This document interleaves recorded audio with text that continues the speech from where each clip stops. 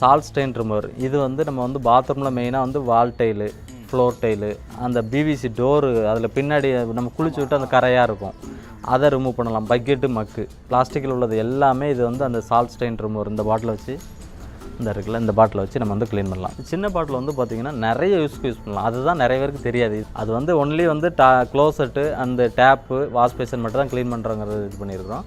ஆனால் அது வந்து அதை வச்சு சிமினி க்ளீன் பண்ணலாம். அதெல்லாம் பார்த்திங்கன்னா ஆயில் கரையா அந்த மாதிரி வந்து புகை அடித்து அந்த மாதிரி தான் இருக்குது, அதை க்ளீன் பண்ணலாம்.